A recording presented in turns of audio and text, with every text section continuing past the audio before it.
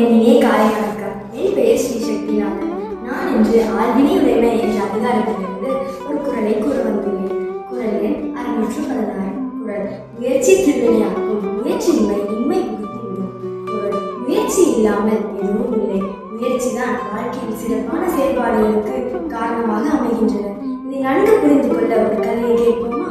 ஒரு வளமிகுந்த நாட்டை ஆட்சி செய்ய பல மன்னர்கள் முன் வந்தனர். இதை நன்கு பயன்படுத்த வேண்டும் என்று நினைத்த அமைச்சர்கள் விதிமுறைகளை இட்டனர். அதில் 2 விதிமுறைகள் இருந்தன. ஒரு அரசர் 5 ஆண்டுகளுக்கு மேல் அந்த நாட்டை ஆட்சி செய்ய முடியாது. அந்த 5 ஆண்டுகளுக்கு பிறகு அவர் மன வாழ்க்கையவே வாழ வேண்டும் என்று கூறினர். இதை கேட்டு முதல் அரசர் வந்தார். அவர் 5 ஆண்டுகள் நன்றாக ஆட்சி செய்தார். அவர் அதற்கு பிறகு வனத்திற்கு அனுப்பப்பட்டார். ஆனால் அவரால் தனிமையில் வாழ முடியவில்லை. அதனால் இறந்துவிட்டார். இதற்கு பிறகு 2வது ஒரு அரசர் வந்தார். அவர் 4 ஆண்டுகளும் நன்றாக ஆட்சி செய்தார். ஆனால் இறுதி ஆண்டு அவர் தான் வனத்திற்கு செல்ல வேண்டும் என்று நினைத்து மனக்குழப்பத்திலேயே இறந்துவிட்டார். இதே போல நிறைய அரசர்கள் வந்தனர். 2-3 ஆண்டுகள் நன்றாக ஆட்சி செய்து அதே மனக்குழப்பத்துடன் இறந்துவிட்டார்கள். இறுதியாக ஒரு அரசர் வந்தார். அவர் மிகவும் புத்திசாலியானவர்.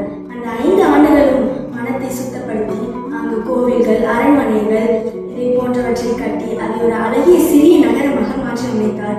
அவரது அந்த 5 ஆண்டுகள் முடிந்த பிறகு அவர் அங்கு சென்று சந்தோஷமாக வாழ்ந்தார். இதிலிருந்து நம்மால் என்ன கற்றுக்கொள்ள முடிகிறது என்றால், முயற்சியே வெற்றியை தரும். இதை நன்கு மனதில் புரிந்து கொண்டு நாமும் வாழ்க்கையில் வெற்றி பெற வாழ்த்தி விடைபெறுகிறேன்.